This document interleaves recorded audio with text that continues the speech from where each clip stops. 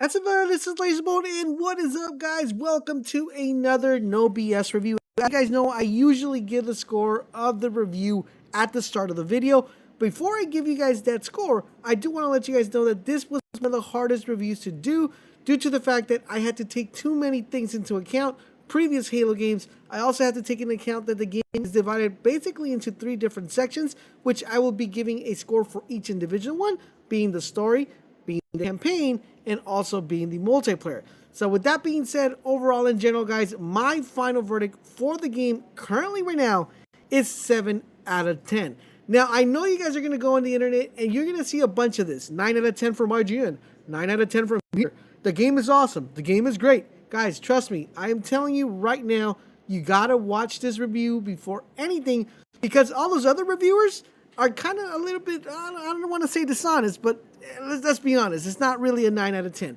So with that being said, guys, if you guys are enjoying our content here on the channel, let's go ahead and drop a like, drop a comment, but most importantly, subscribe to the channel, turn on all your notifications so you guys won't miss when our videos go live. And you want to show a little bit more love and support and like, which we do here, don't forget to hit that jump button. We'd love to have you part of the Bull Nation. So, like I said, guys, it is a very difficult review because the game is kind of theoretically divided into 3 parts, right? You have the open world, you have the campaign, you have the multiplayer, which I kind of got to include, but we're going to primarily be focusing on the things that you have to pay for. The multiplayer is almost free.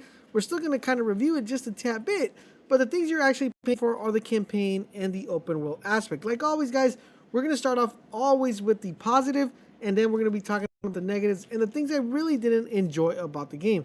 Luckily for me, guys, I was able to get an early copy of the game and was able to play it. And I got to tell you guys, it's not a bad game. It's a fun game.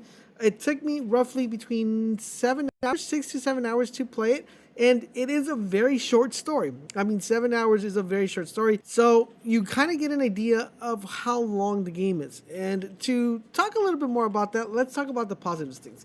One of the first things I want to mention, guys, is that the level design on this game and the visual aspects of this game are amazing. Whether you're playing it on PC or whether you're playing it on console, you guys are going to be blown away by how beautiful the landscape, how beautiful the world, and how well designed the game is.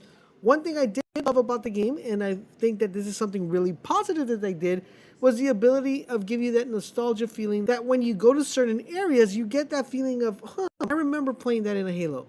Or I remember seeing that prior to this. So I think that was a really good thing. Another thing I really liked about the level design is how much intricacy it has within the Forerunner level design. So if you guys have played previous Halo games, you know that one of the beautiful worlds that was basically designed was the way the Forerunner landscape or level design was. This game kind of brings it back a little bit, and we're able to see that nice, beautiful design.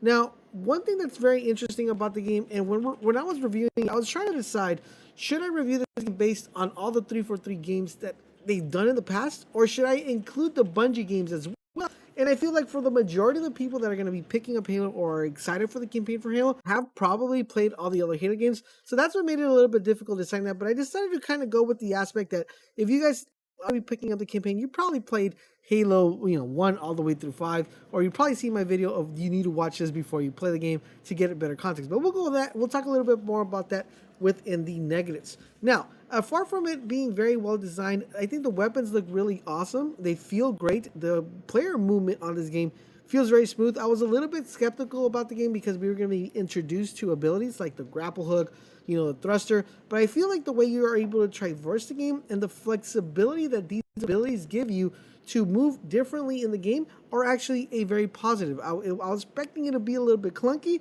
but to be honest, the gameplay and the movement of the character feel phenomenal. And I had to just judge it on the way the game looks visually and on the way the game movement plays in the gameplay, I would definitely have to give this game a higher score. But unfortunately, guys, we have to talk a lot about more other stuff as well.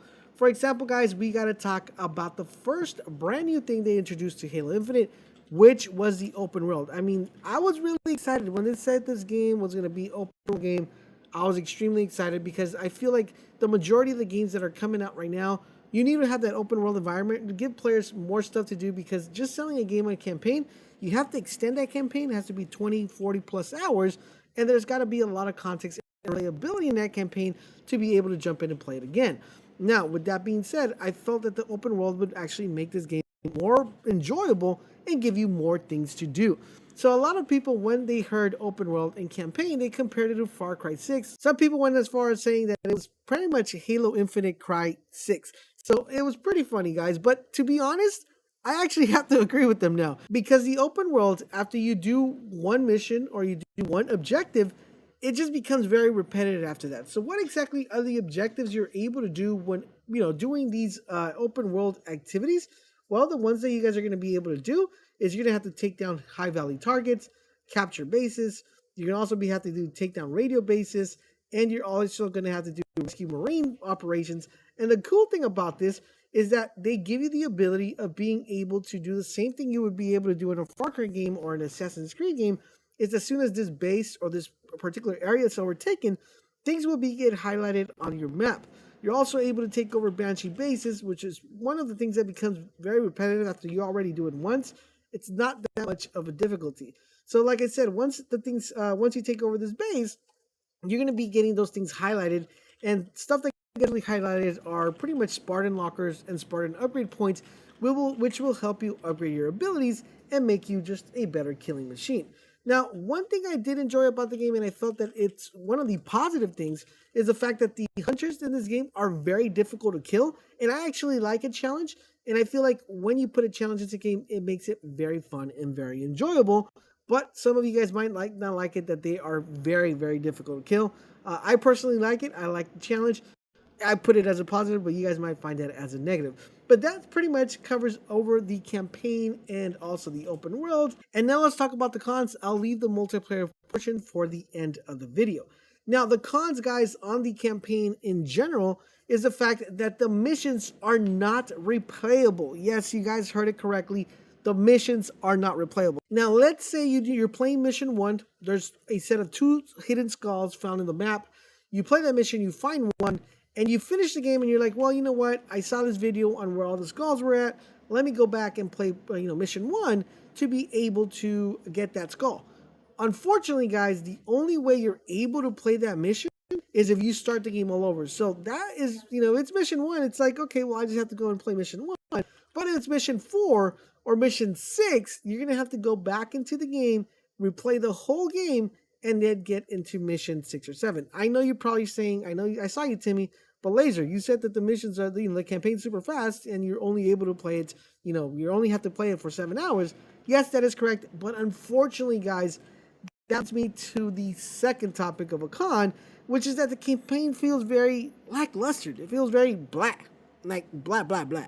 Like, it feels like there is no memorable moments. I would probably say mission 1 and maybe mission 2 are the most kind of memorable, but I don't think nobody's going to sit there and talk to you guys. Do you remember when we used to do this, when we rode the tank and we were trying to take over the, the bridge?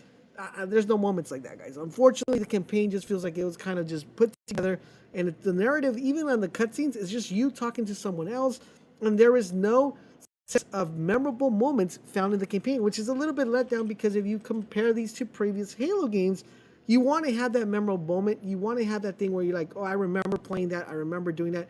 And that's what made Halo great, that there was always those type of moments when you were able to do that. Now, with talking about memorable moments, one of the most memorable moments is when you actually got on vehicles and you would probably infiltrate the enemy's base, or you get in a Banshee and try to take it over.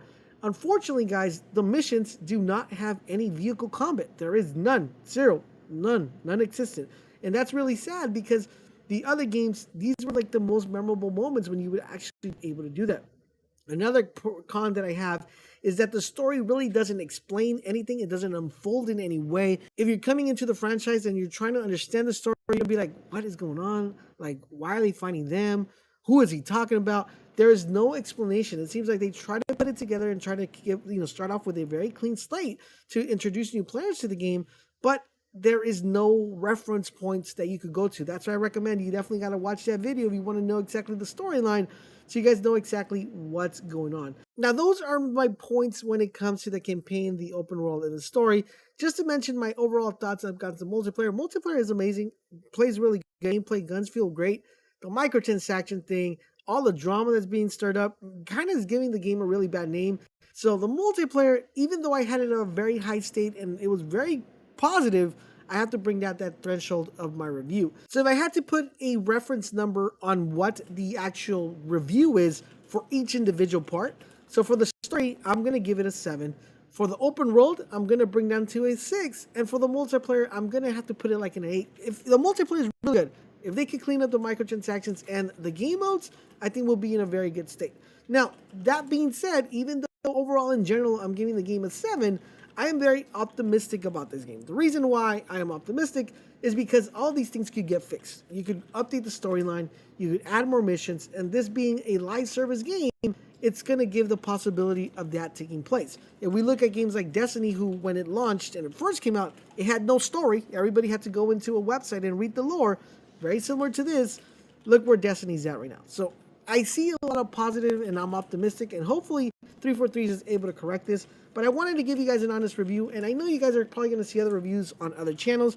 We're going to give it amazing numbers, but I got to be honest. If you guys are going to be spending $70 for this game, I would actually wait till it goes on sale and then play the campaign, because the campaign, unfortunately, is not worth the $70. And there you guys have it, guys. There is another no BS review for Halo Infinite. I hope you guys are enjoying our channel. If you are doing the huge favor, guys, drop a comment, drop a like.